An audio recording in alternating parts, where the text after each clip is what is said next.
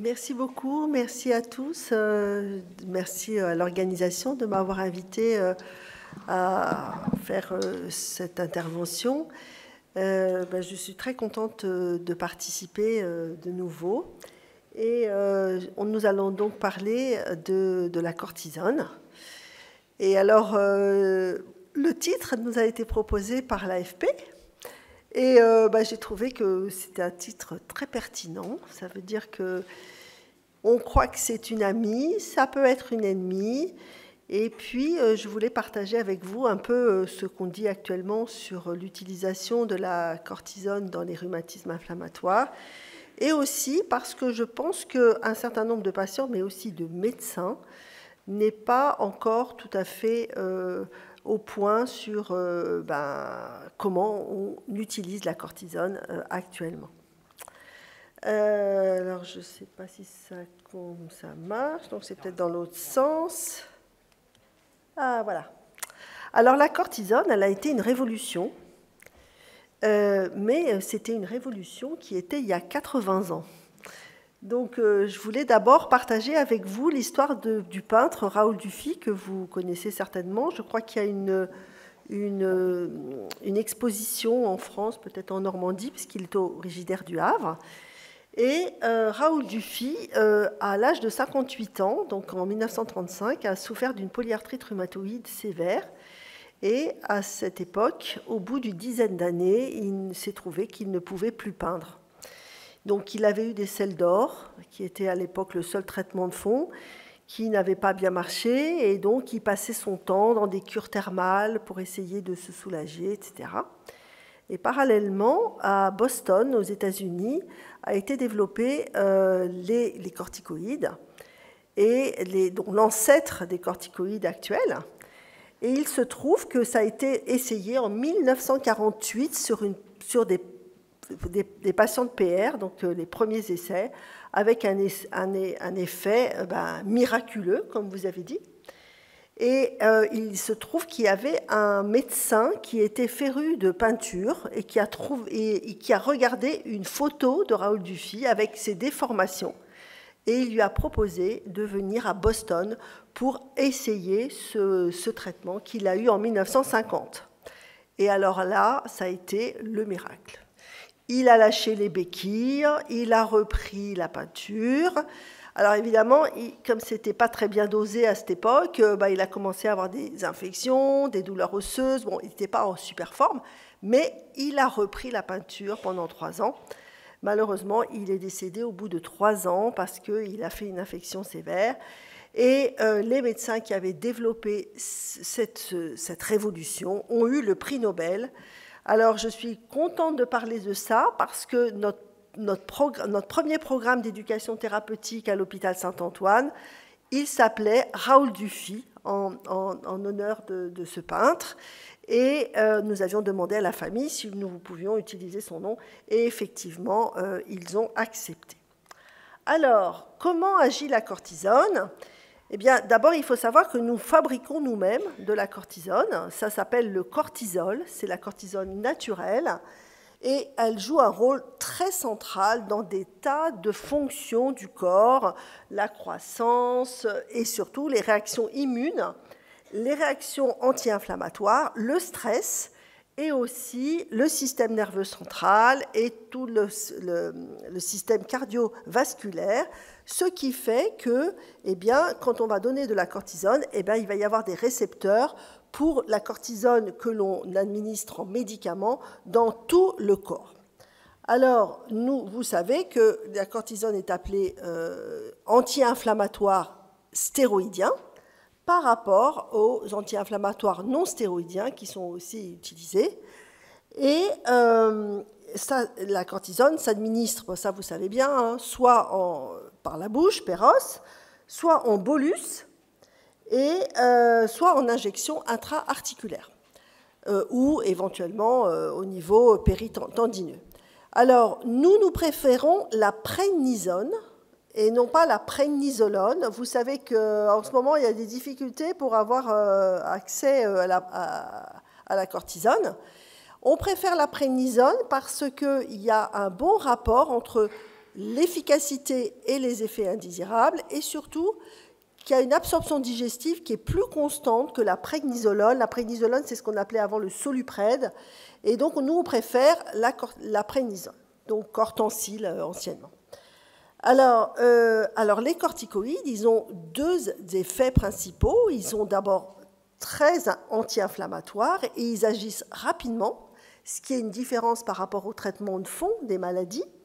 Et puis, ils ont un rôle anti-allergique et un rôle immunosuppresseur, donc de diminution des défenses de l'organisme. Vous avez vu que la cortisone, il y a des récepteurs pour tout ce qui est défense de l'organisme.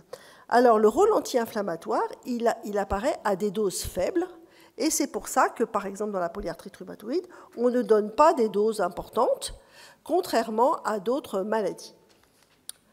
Alors, comme je viens de vous le dire, elle est prescrite pour de nombreuses maladies inflammatoires, mais son efficacité varie selon les maladies. Donc, dans la polyarthrite, on sait que l'on peut donner des doses qui sont en entretien assez faible et que c'est très efficace. C'est beaucoup plus efficace que les anti-inflammatoires non stéroïdiens. Alors, on prescrit la cortisone quand il y a des synovites, des gonflements articulaires, parce que c'est là où c'est le plus efficace. Et donc, dans d'autres rhumatismes, comme le rhumatisme psoriasique ou la spondylarthrite, on ne prescrit pas la cortisone, sauf quand il y a ce qu'on appelle des localisations périphériques, ça veut dire des gonflements articulaires. Et comme je viens de vous le dire, la cortisone n'est pas active du tout dans la spondylarthrite pour l'atteinte de la colonne du rachis. Alors, il y a aussi d'autres maladies, parce que je sais que l'AFP ne s'occupe pas que de la polyarthrite rhumatoïde, il y a aussi d'autres maladies dans lesquelles la cortisone est extrêmement utile par son effet anti-inflammatoire, et en particulier les vascularites, c'est-à-dire les inflammations des vaisseaux, ou d'autres maladies dites systémiques, et en particulier la maladie de Horton. Donc peut-être que vous avez dans votre entourage ou vous-même, vous avez été soigné pour cette maladie, où là on donne de façon impérative de la cortisone à beaucoup plus forte dose que dans la polyarthrite. C'est des doses qui vont de 0,7 mg à 1 mg kg, donc ça veut dire que quelqu'un qui pèse 60 kg, il a entre 40 et 60 mg, donc c'est complètement différent de la cortisone au long cours de la polyarthrite. Dans la pseudopolyarthrite rhizomélique, qui arrive aussi chez les personnes qui ont à peu près plus de 60 ans, il y a des doses un peu plus élevées que dans la polyarthrite, entre 15 et 20 mg. Tout ça, ce sont des doses d'attaque, c'est-à-dire des doses de début de traitement. Et puis, il y a aussi le lupus et d'autres maladies, des connectivites, des vascularites, où la cortisone est extrêmement utile. Donc, vous voyez que c'est vraiment une amie de l'inflammation parce que ça traite l'inflammation. Alors, il y a eu des revues de la littérature, et vous voyez qu'il y en a une tout à fait récente qui est parue en 2020 sous la direction du professeur Combe à Montpellier, qui est quand même une personne qui est extrêmement experte dans cette maladie.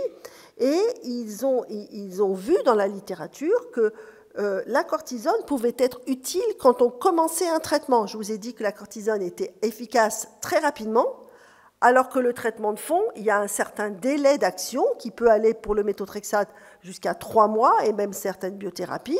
Et dans la littérature, on s'est aperçu que la cortisone était très efficace justement en attendant que le traitement de fond soit effectif. Mais il n'a pas d'effet sur la protection des articulations, ou moins il a un effet extrêmement modeste. Et surtout, tout seul, la cortisone ne peut pas protéger les articulations. Donc ça, c'est un message très important parce qu'on verra plus tard, quand la cortisone, c'est tellement magique qu'on a envie d'en prendre et on croit que ça suffit. Alors, lors des poussées, il existe également des preuves que la cortisone est très utile parce que ça aide à passer un cap.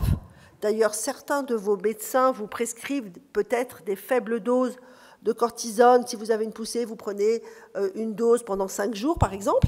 Et bien ça correspond exactement à ce qui est décrit dans la littérature. On sait que ça marche. Et quand il y a des crises très importantes, on peut aussi donner de la cortisone en intraveineux, ça s'appelle des bolus, ou en intramusculaire, en essayant de ne pas en abuser, parce que c'est plus efficace que quand on les prend par la bouche. Alors, mais maintenant, il faut savoir qu'on n'est plus il y a 75 ans, et donc les recommandations d'utilisation de la cortisone ont changé, et cela, c'est pour plusieurs raisons. La première, c'est que je vous ai dit que toute seule, ce n'est pas un traitement de fond. Elle ne peut pas protéger au long cours les articulations. Et nous, en tant que médecins, on s'est aperçu qu'il y avait certains patients qui, quand ils avaient des crises, paf, ils se prenaient le comprimé, mais ils se détruisaient les articulations. Et donc ça, c'était mauvais. Et donc le rôle sur la protection des articulations, ce qu'on appelle le rôle structural, est très modeste. D'autre part, il y a des effets indésirables dont on va parler et qui sont à court terme si la dose est élevée et surtout à moyen et long terme avec la dose cumulée. Et c'est ça un des messages que je voudrais faire passer aujourd'hui, c'est que la cortisone, ça peut être une ennemie, entre guillemets, un peu sournoise, parce que quand on prend des faibles doses, on ne se rend pas compte qu'au fil des années, on peut avoir une dose cumulée qui n'est pas forcément bonne pour la santé. Et puis, il y a aussi des patients qui ont des maladies associées à la polyarthrite, des problèmes cardiaques, etc., et qui, eux, vont être plus sensibles aux effets indésirables de la cortisone. Et puis, enfin, c'est la raison majeure, c'est qu'entre la révolution d'il y a 75 ans, il y a eu des révolutions autres. Il y a eu le méthotrexate depuis les années 80, il y a eu les biothérapies depuis 2000, et puis il y a maintenant les JAK inhibiteurs de façon plus récente. Et ça, ce sont des traitements qui permettent de soigner, des traitements de fond, qui permettent de soigner les rhumatismes, de protéger les articulations et d'épargner la cortisone. Alors, c'est pour ça que toutes les recommandations demandent soit de prescrire les corticoïdes pendant une période courte, soit de raccourcir la prise de cortisone. Et vous voyez ici les recommandations vraiment dans le texte, des recommandations de prise en charge des rhumatismes. Dans la polyarthrite rhumatoïde, les recommandations sont parues en 2019, vous voyez que c'est marqué dans l'attente de l'efficacité d'un traitement de fond synthétique conventionnel, c'est-à-dire méthotrexate, une corticothérapie peut être proposée en respectant une dose cumulée faible, c'est ce que je vous ai expliqué sur la dose cumulée, pour une période maximum de 6 mois. Donc ça, c'est les personnes qui ont une polyarthrite débutante. Et puis, on va essayer de diminuer rapidement la cortisone. On essaye de prévenir le patient qu'on souhaite arrêter dès que possible les corticoïdes, mais que s'il existe quelques articulations douloureuses ou gonflées, on va faire des injections intra-articulaires de corticoïdes. Dans la spondylarthrite, comme je viens de vous le dire, l'effet sur les symptômes est faible, quasiment inexistant quand il s'agit que d'une atteinte du rachis, et donc on ne prescrit pas de cortisone, sauf dans les atteintes périphériques. Et on peut par contre prescrire de la cortisone d'un point de vue d'infiltration locale. Alors, il existe d'autres recommandations dans d'autres pathologies. Alors, je ne vais pas vous faire tout, parce que sinon on va passer l'après-midi.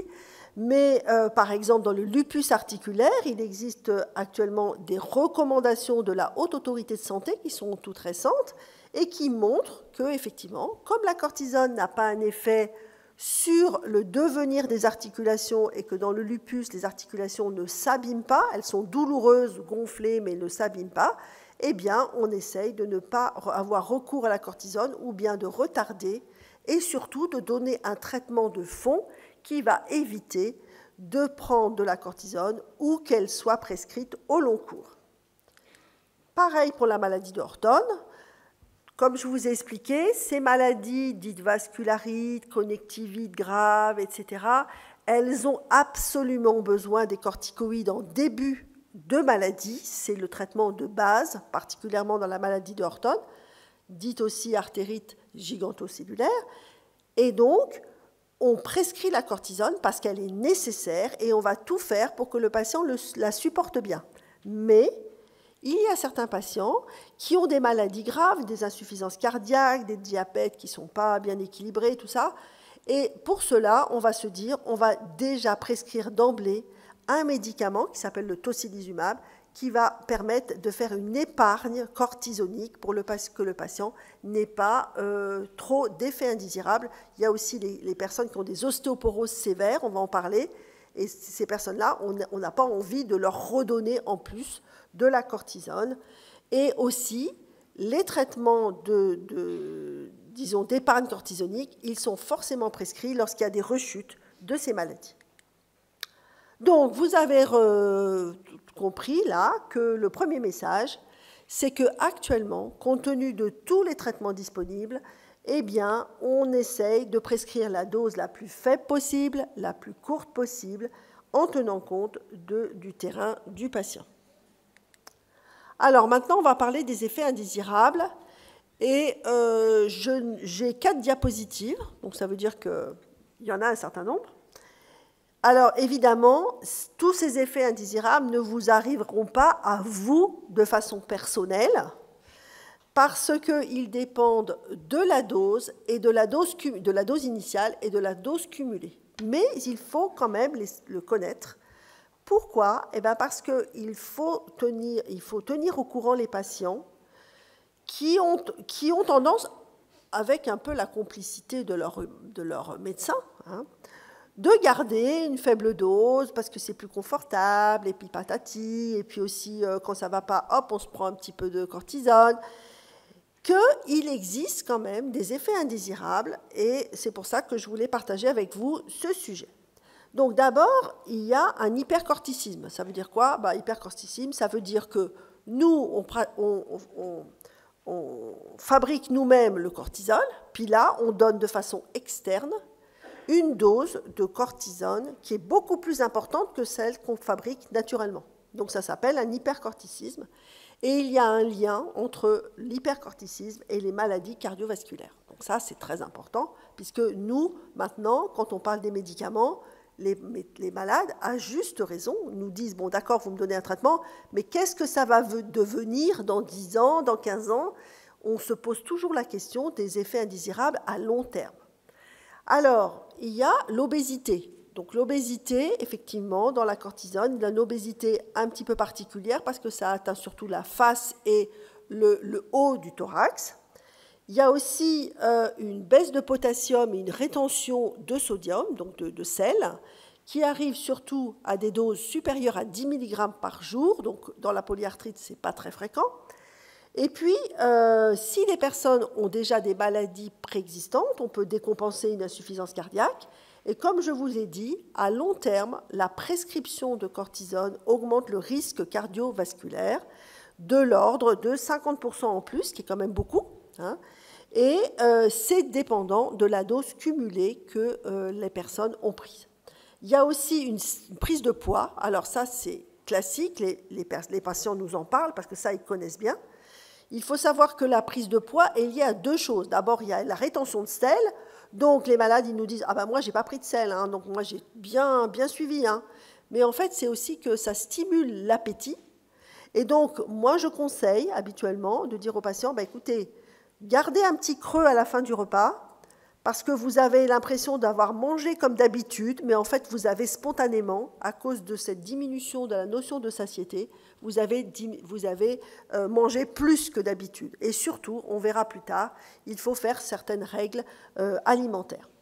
Il y a aussi l'intolérance au glucose et le fait qu'à long terme, on peut développer un diabète. Et puis aussi la modification des lipides sanguins, c'est-à-dire le cholestérol, les triglycérides, et tout ça, ça participe au risque cardiovasculaire.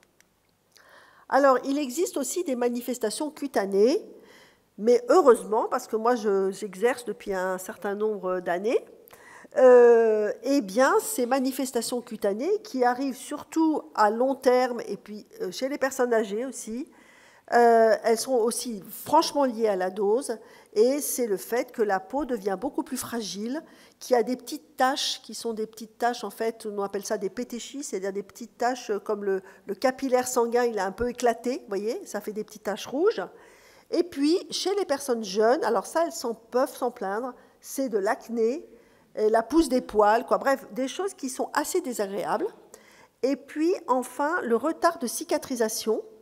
On sait très bien, nous, que les infirmières, quand il y a une plaie qui bourgeonne trop, elles mettent un pansement à la cortisone pour empêcher justement ce bourgeonnement. Ça veut dire qu'il y a un retard de cicatrisation des plaies.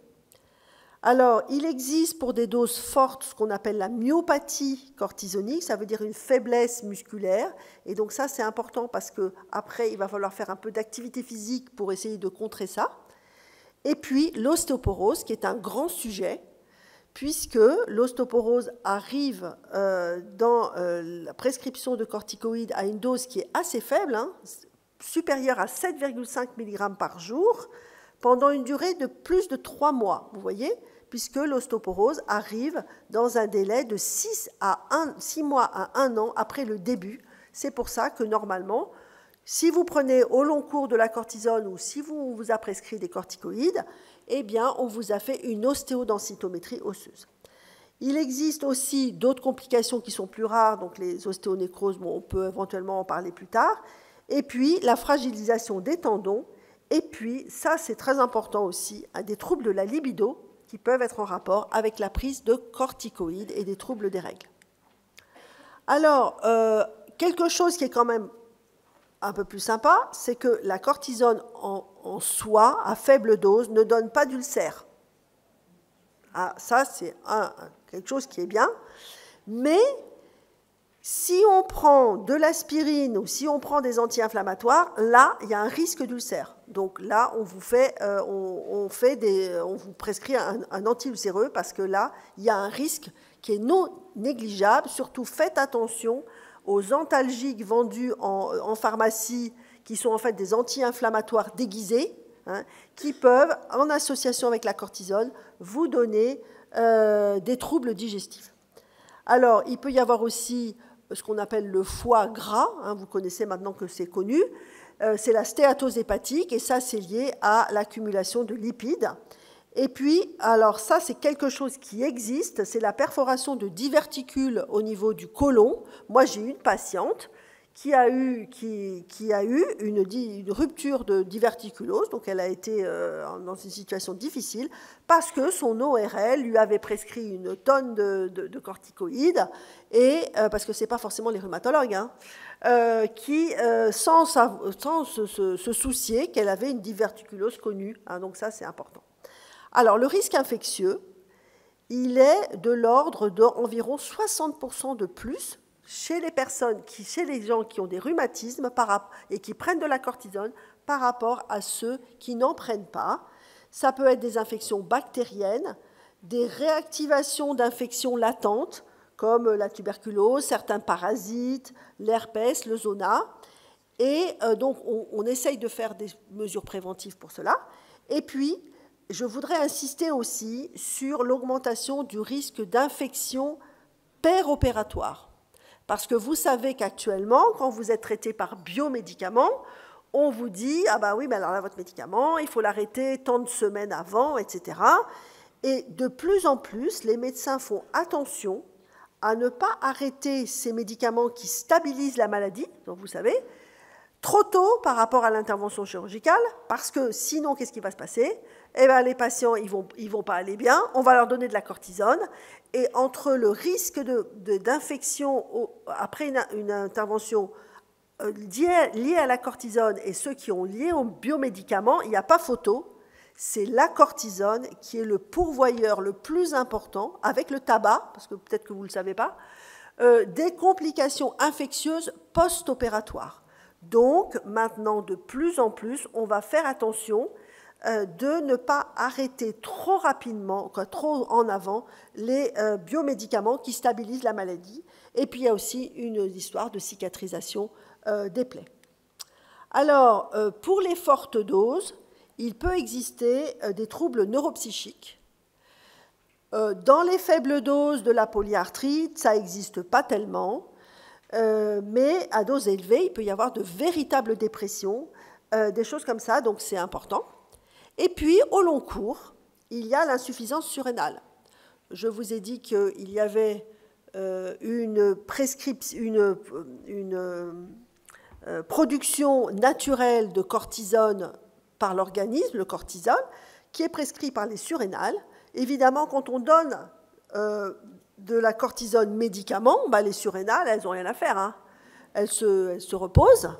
Et donc, comme conséquence, c'est qu'il ne faut pas arrêter brutalement les corticoïdes. Parce que les surrénales, elles ne sont pas prévenues que vous avez arrêté, donc elles n'ont pas repris la production de la cortisone naturelle du corps qui est absolument nécessaire à la vie. Donc, c'est pour ça qu'il faut absolument que vous soyez au courant de ce problème de sevrage. Quand on diminue les cortisones trop rapidement, on peut avoir des symptômes un peu bizarres, la fatigue, les nausées, bon, on ne se sent pas bien, quoi. Et puis, l'arrêt trop brutal peut entraîner une insuffisance surrénale. Donc, nous, on est habitués à essayer de faire à savoir comment faire pour diminuer les corticoïdes. Il y a aussi des complications ophtalmologiques qui sont essentiellement la cataracte. Le glaucome, c'est beaucoup moins important. Alors, tout ça fait que comme vous savez que ça fait 75 ans qu'on utilise la cortisone, on a fait quand même un certain nombre d'études, un nombre d'études importants. Et qu'est-ce qu'on sait ? D'abord, on sait que les effets indésirables de la cortisone, ils sont liés à la dose, c'est-à-dire à la dose que l'on prescrit tous les jours. Et ça, même, il y a une différence de 1 mg. C'est une différence de 1 mg par rapport au risque de la cortisone. Et il y a des études qui ont montré que si on prend pendant un certain temps de la cortisone à dose élevée, on peut avoir une augmentation de mortalité.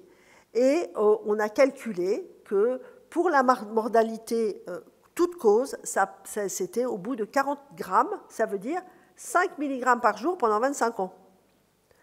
Donc en fait, ça veut dire que la dose cumulée, il faut en avoir conscience, parce que ça veut dire que peut-être qu'au lieu de prendre les 5 mg que le médecin prescrit de façon un peu automatique, on pourrait dire, si on passait à 4 mg par exemple, vous avez une diminution de la dose cumulée.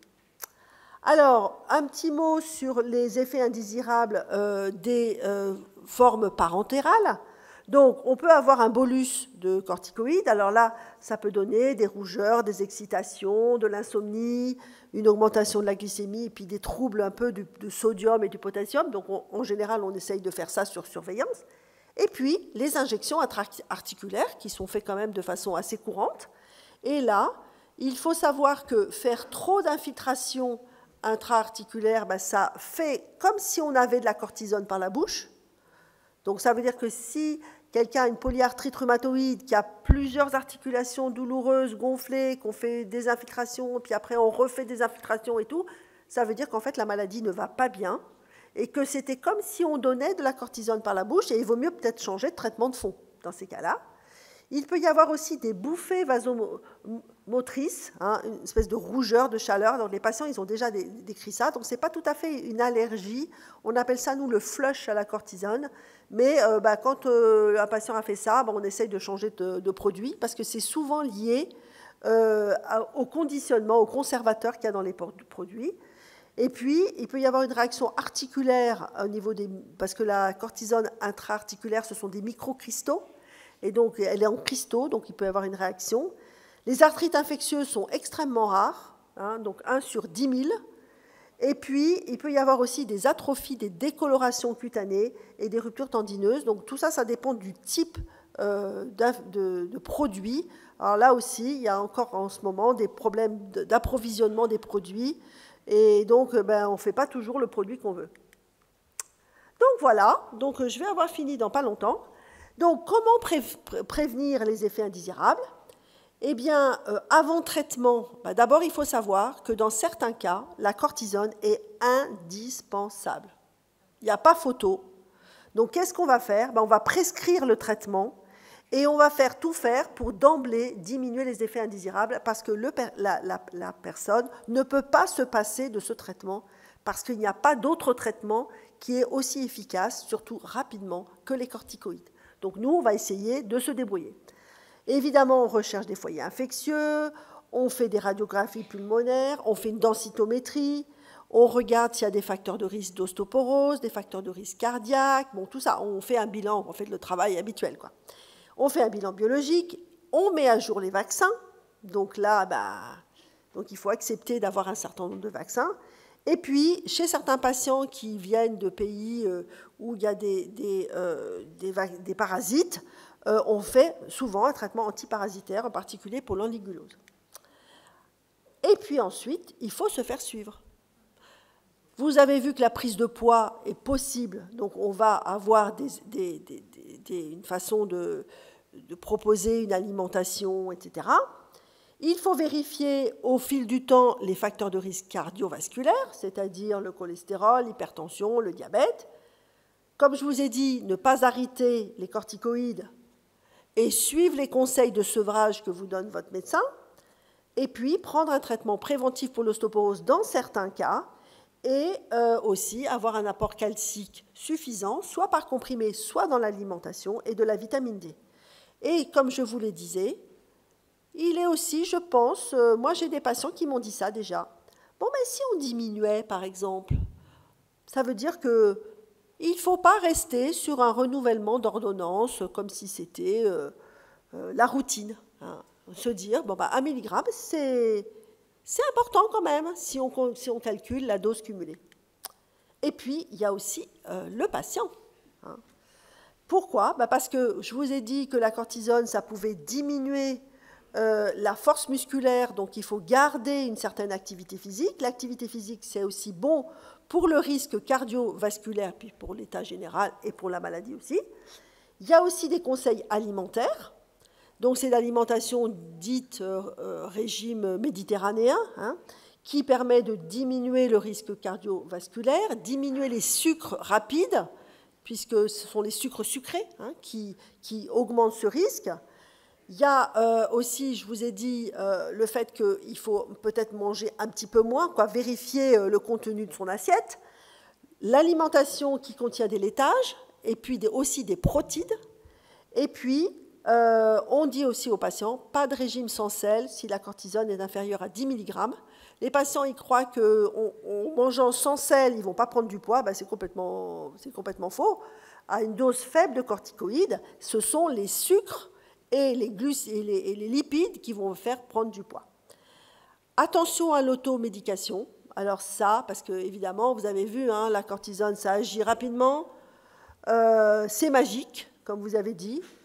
Et quand on a une petite dose, quand on a un petit peu de corticoïdes dans la pharmacie, on a bien envie, un petit coup là, on essaye de résister à cette médication, sans non plus être complètement, avoir trop peur des effets indésirables. Si vous en prenez une automédication une fois de temps en temps, ça va, mais il faut faire attention à ça, puisque on a une ordonnance, hein, souvent. Et donc, je vous conseille à ce moment-là d'anticiper avec votre médecin.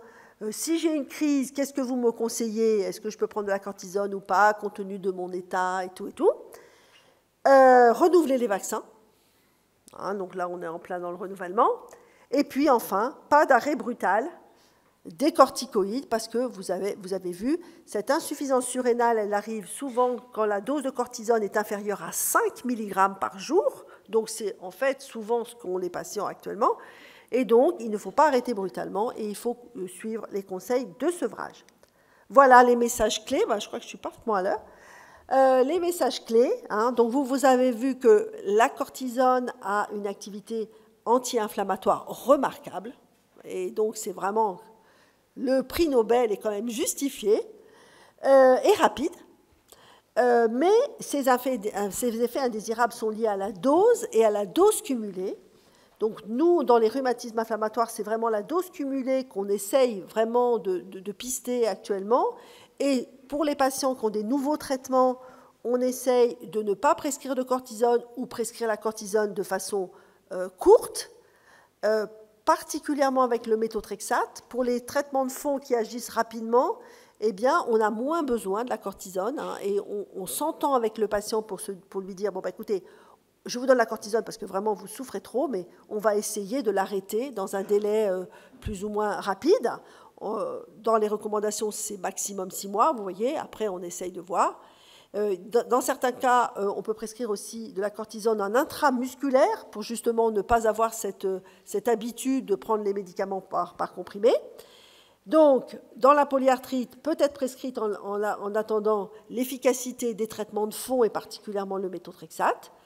Il faut savoir qu'il faut faire un bilan global du patient parce qu'il y a certaines comorbidités qui ne vont pas du tout bien avec la cortisone, comme le diabète, les maladies cardiaques.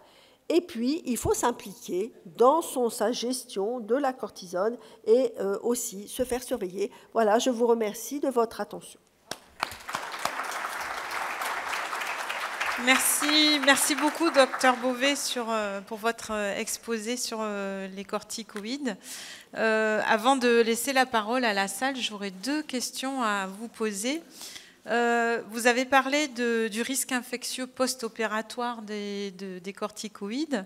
Et si on parle risque infectieux de manière plus générale, si l'on compare le risque infectieux des biomédicaments et celui des corticoïdes, est-ce qu'on peut dire lesquels ont un risque infectieux plus élevé?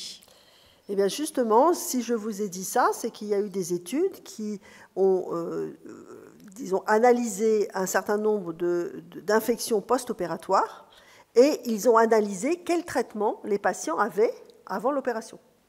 Et ils se sont aperçus que ce qui conditionnait le plus les infections post-opératoires, c'était la prise de corticoïdes, beaucoup moins que les biomédicaments. Donc c'est valable aussi hors post-opératoire, c'est valable en général? C'est valable en général, et donc c'est pour ça que quand un certain nombre de patients ont des difficultés à accepter des biomédicaments parce que leur maladie ne va pas bien, ou même le méthotrexate, hein, des fois ça arrive. Souvent, les malades ont peur du risque infectieux des biomédicaments alors qu'ils sont sous corticoïdes, en fait. Exactement, et moi je leur dis, on leur dit de façon habituelle, que le risque infectieux des corticoïdes est beaucoup plus important que celui des biomédicaments. Donc ça, c'est un message tout à fait. Donc ce qui veut dire que si c'est la peur du risque infectieux qui freine pour repasser aux biothérapies, alors qu'on est sous corticoïdes, eh bien en fait, cette peur-là n'est pas justifiée. N'est pas justifiée, effectivement. Donc je confirme. C'était une première question. Ensuite, vous avez beaucoup parlé du sevrage de la cortisone. Et il y a quelque chose qui est un peu difficile à comprendre, c'est que souvent, ce sevrage, il est accompagné de l'introduction d'hydrocortisone. Alors, pour nous malades, c'est un peu difficile parce qu'on se dit, je ne comprends pas, on me fait arrêter la cortisone et en même temps, on m'en fait prendre. Alors, c'est bizarre. Oui, tout à fait. Alors d'abord, il faut savoir qu'il y a 2 écoles dans le sevrage cortisonique et c'est pour ça que les patients, ils n'arrivent pas trop à s'y retrouver. En fait, d'abord, je vous ai dit que le risque d'insuffisance surrénale arrive à des doses qui sont inférieures à 5 mg par jour. Donc, selon l'école, parce que il n'y a pas de... Dans la littérature, les 2 façons de faire n'ont pas été évaluées l'une par rapport à l'autre. Il y a 2 possibilités. Soit on reste tranquille et on ne fait pas d'examen, on ne fait pas d'hydrocortisone et on baisse doucement de 1 mg par 1 mg, tranquille. Et on fait ça tous les un mois, 2 mois, au moins 1 mois en tout cas.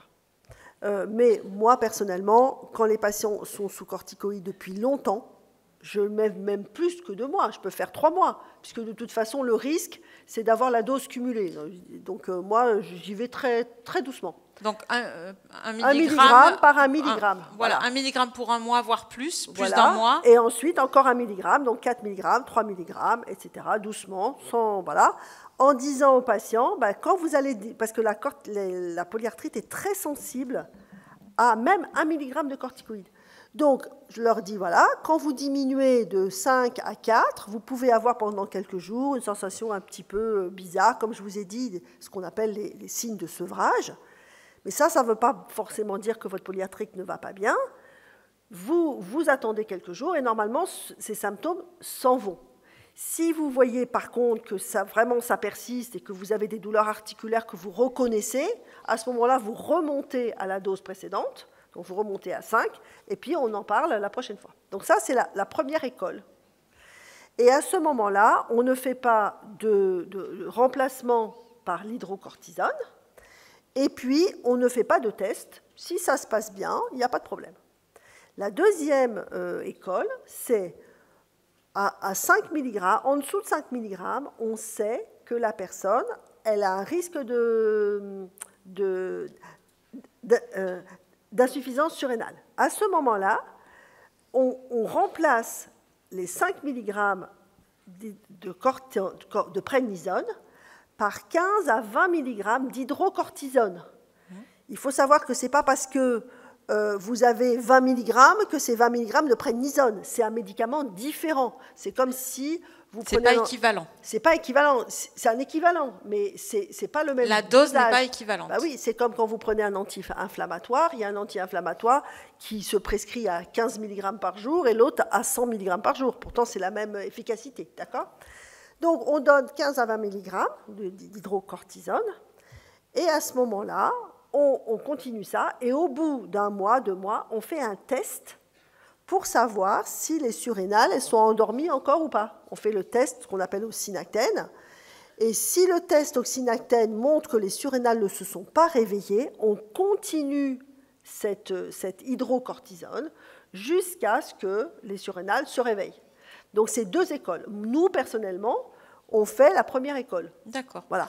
Mais les personnes qui sont sous hydrocortisone, il faut qu'elles sachent que leur cortico-surrénal est susceptible de se remettre en route. Exactement. Même si elles sont sous hydrocortisone. Tout à fait, parce que l'hydrocortisone, on arrête et on fait le test. On arrête et on fait le test le lendemain. Après, on reprend, bien sûr.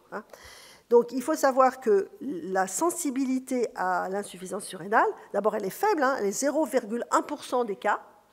Donc, ce n'est pas très fréquent. Mais quand on voit que les patients sont fatigués, on a arrêté dans la première façon de faire, c'est-à-dire sans faire aucun examen, quand on voit qu'ils sont fatigués, on leur fait quand même un test oxynactène pour voir comment ça se passe. D'accord, voilà. Merci. Alors, est-ce qu'il y a des questions dans la salle?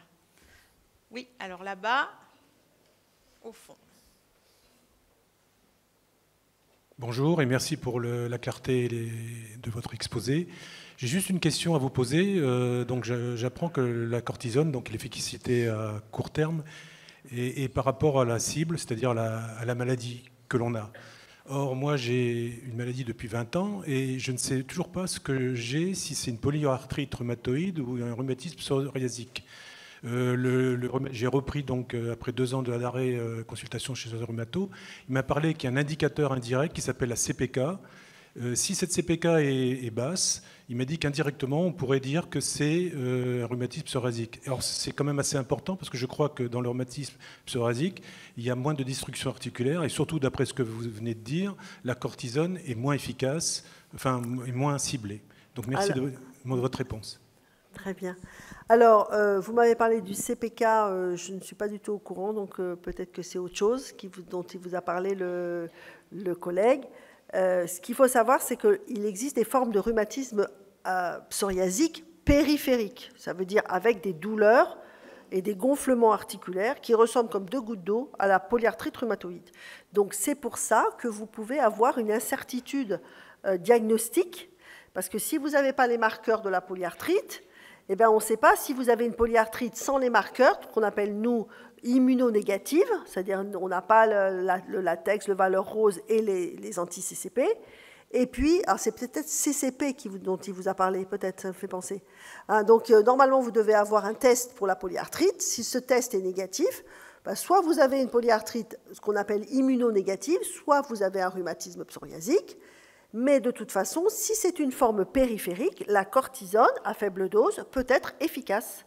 Et il faut savoir de toute façon que les rhumatologues, ils sont habitués depuis tout le temps à traiter les malades, même en cas d'incertitude diagnostique. parce qu'il y a énormément de traitements qui sont communs à énormément de pathologies inflammatoires. Et le méthotrexate, il marche sur le rhumatisme psoriasique et sur la polyarthrite. Les biomédicaments, pareil. Donc vous voyez, vous avez plein de choses à faire. Donc il n'y a pas de problème. Sachant que voilà, les corticoïdes sont efficaces dans les deux cas, mais ne sont pas un traitement de fond, ni de la polyarthrite, ni du rhumatisme psoriasique. Voilà, exactement. Donc il faut savoir qu'il y a un petit effet structural. Pourquoi il y a un petit effet structural? C'est parce qu'on enlève l'inflammation très rapidement. Mais cet effet structural, il est faible. Il n'y a pas beaucoup d'études qui l'ont montré. Et d'autre part, on sait que la corticoïde seule, ça n'empêche pas les articulations de s'abîmer. Une autre question? Ici. Alors,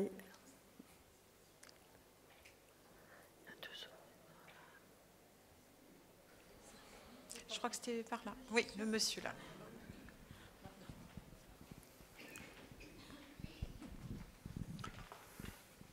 Moi, j'ai deux questions. C'est l'incidence des corticoïdes sur les malades bipolaires. Il me semble que ça fait des virages maniaques.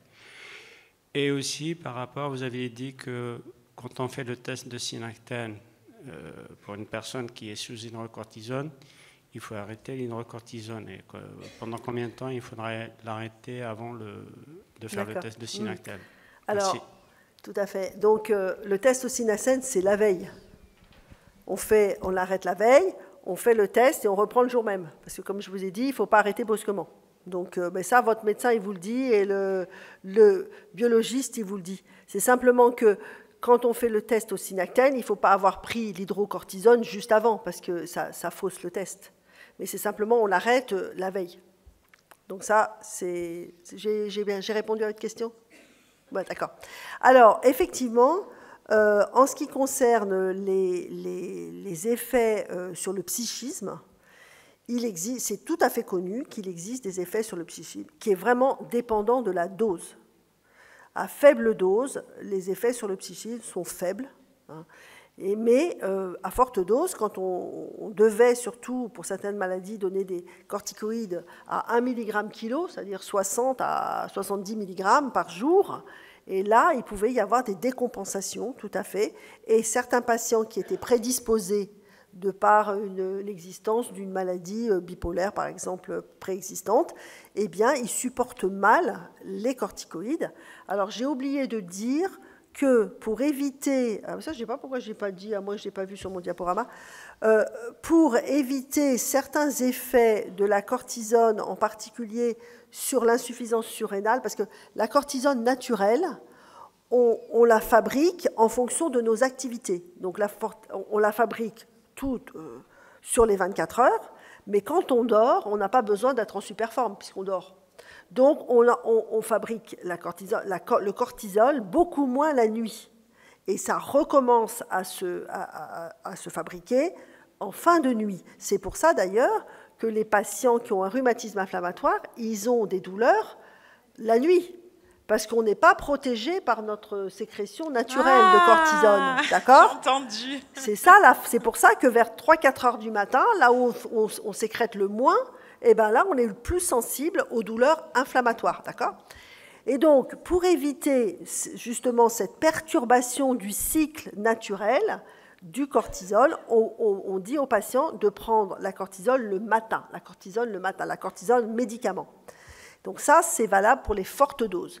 Pour les faibles doses, et peut-être que certains médecins vous l'ont dit, vous pouvez prendre une petite dose le soir, parce que d'abord la dose est faible, donc ça ne perturbe pas trop le cycle du cortisol, et deuxièmement, parce que ça soulage les douleurs de la nuit.